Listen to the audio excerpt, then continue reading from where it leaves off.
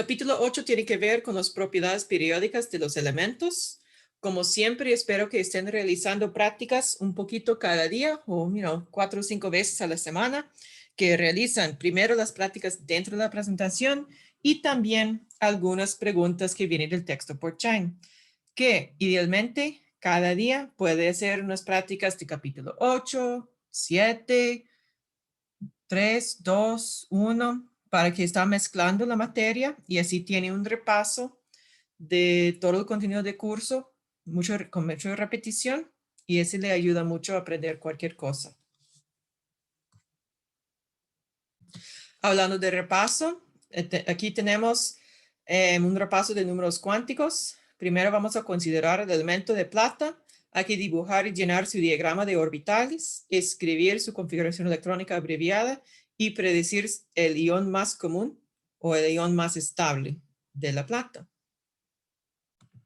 Entonces aquí tenemos sus respuestas de nuestros compañeros. Les recuerdo que cuando el 4D o 3D o cualquier subcapa D, solo hace falta un electrón para que sea llena o media llena. Un electrón del orbital S va a mover al orbital D para llenar la subcapa D. ¿Okay? S nos da una configuración electrónica con la configuración electrónica de los electrones internos igual a kriptón. Después 4D10, 5S1. También es legal escribirlo cromo 5S1, 4D10. Ambos órdenes son correctos. Okay. Y por esa configuración electrónica, en cualquier representación, podemos notar que será fácil eliminar este electrón de la subcapa 5S, formando un cation con carga positivo 1.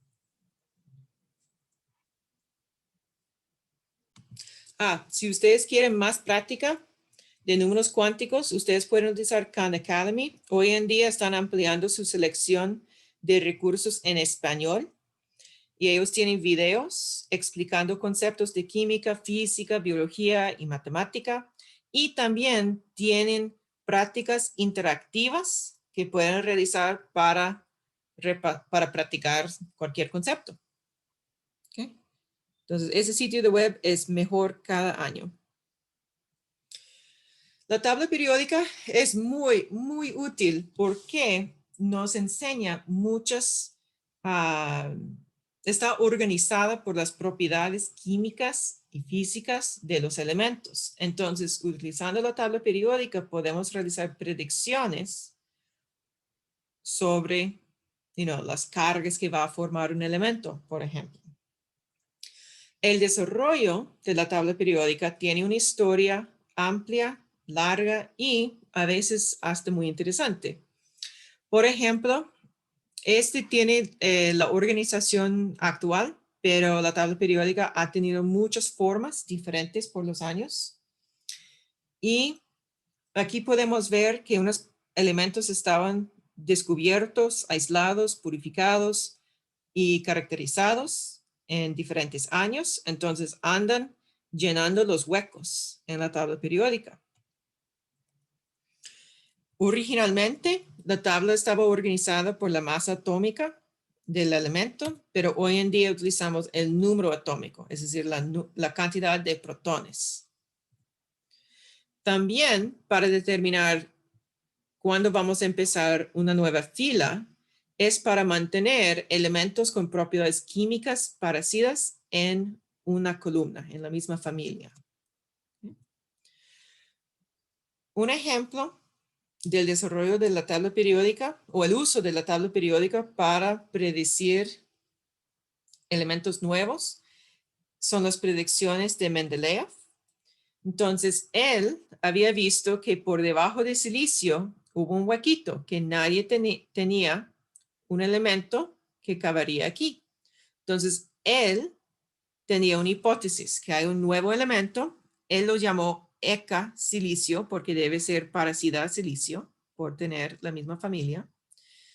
Él tuvo la predicción que el elemento va a tener peso atómico de 72, densidad 5,5 cierto calor específico, punto de fusión, color, que va a tener ciertas propiedades químicas también, que va a formar óxidos con 2 oxígenos por cada átomo del elemento. Este óxido va a tener cierta densidad, va a formar compuestos con cloruro, con 4 cloruros por cada elemento, átomo del elemento, y que el punto de ebullición del cloruro debe ser un poco debajo de 100. Y después de 15 años, alguien por fin aisló el elemento germanio. Tiene el peso atómico, densidad, calor específico, muy parecido a las predicciones de Mendeleev. Entonces, el hecho de que el modelo de la tabla periódica es útil para hacer predicciones es una de las características de un buen modelo científico. ¿Okay?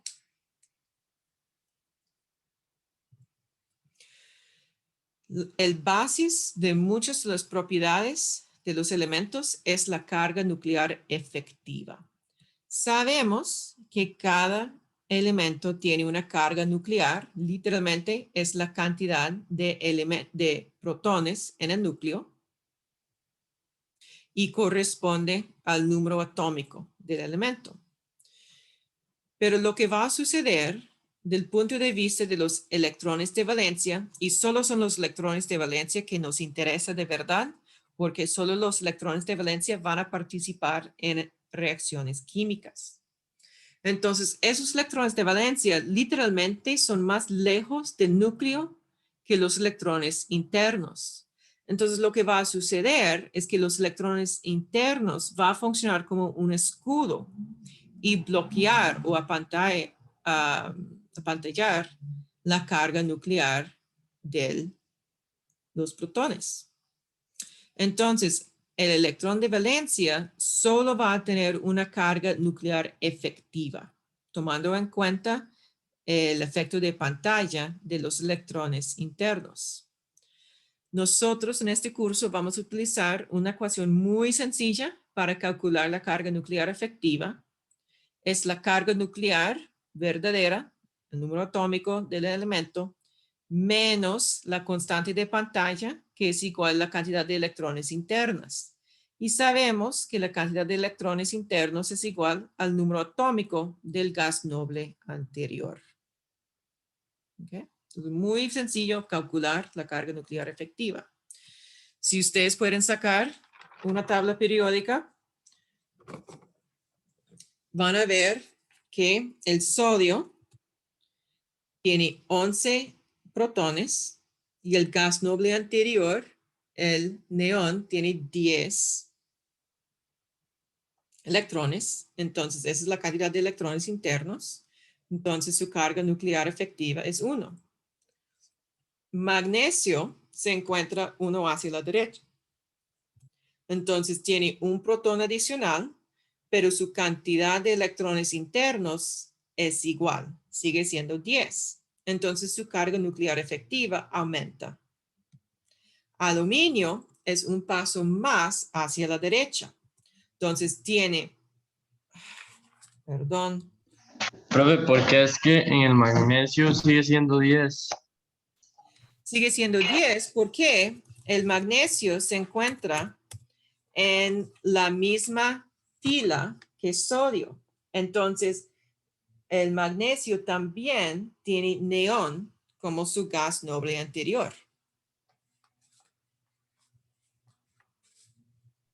Ok, profe, gracias. Con gusto, gracias por la pregunta. ¿Okay? Aluminio tiene un protón adicional, pero la misma cantidad de electrones internos, entonces su carga nuclear efectiva aumenta. Podemos hacer la misma serie de cálculos para la próxima fila. Potasio tiene 19 protones, 18 electrones internos, entonces su carga nuclear efectiva es 1. Calcio tiene 20 protones, 18 electrones internos, entonces carga nuclear efectiva es 2. Escandio tiene 21 protones, 17 electrones internos. No, ese debe ser 18. ¿Okay? Entonces su carga nuclear efectiva es 3.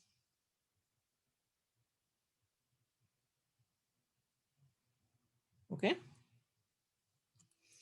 Vamos a notar que este cálculo, carga nuclear efectiva, es igual a la cantidad de protones menos la cantidad de electrones internos. Es muy bruto. ¿Por qué? Está utilizando esta aproximación aquí que viene del modelo de Bohr, modelo atómico de Bohr, en que todos los electrones internos son más cerca del núcleo que el electrón de valencia o los electrones de valencia.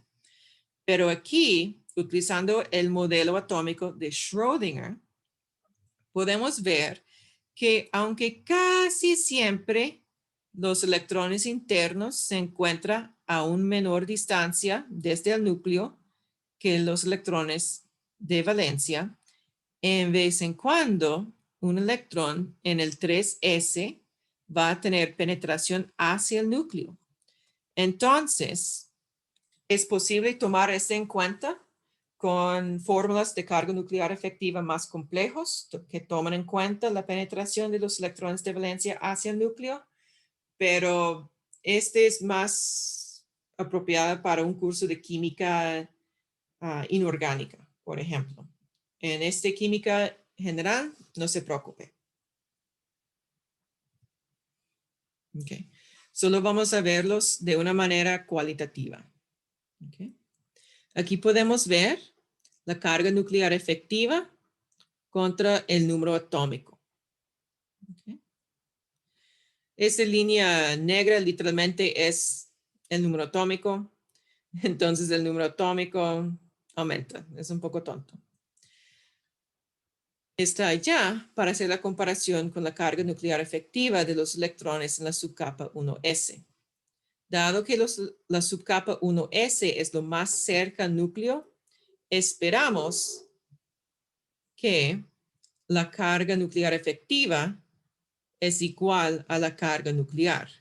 Y ese casi es correcto, pero podemos ver que incluso los electrones en la subcapa 1s tienen un poco de apantallamiento por los demás electrones en el átomo. Entonces, este apantallamiento es evidencia de la penetración hacia el núcleo de otros electrones en orbitales mayores que la subcapa 1s.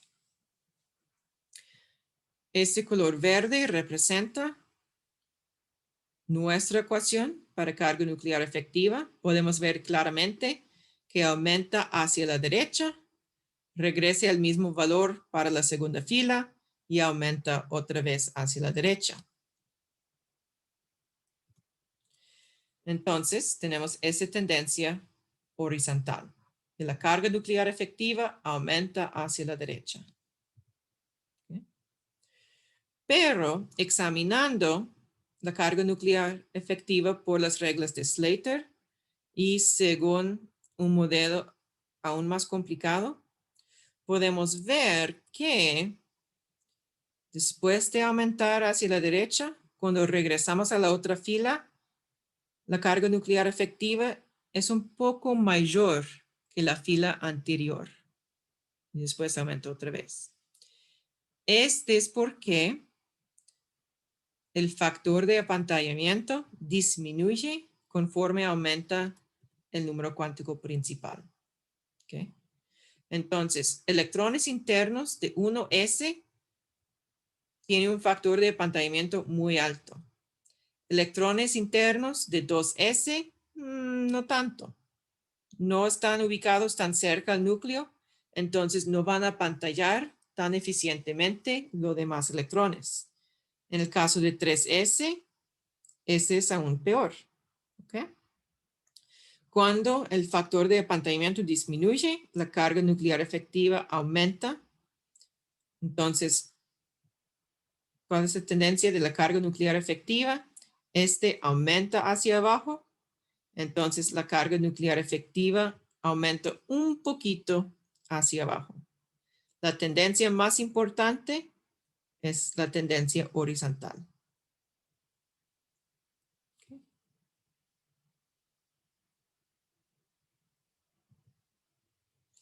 Aquí tenemos otra práctica. Tenemos para nuestros voluntarios. Hay que calcular la carga nuclear efectiva solo utilizando nuestra fórmula más sencilla.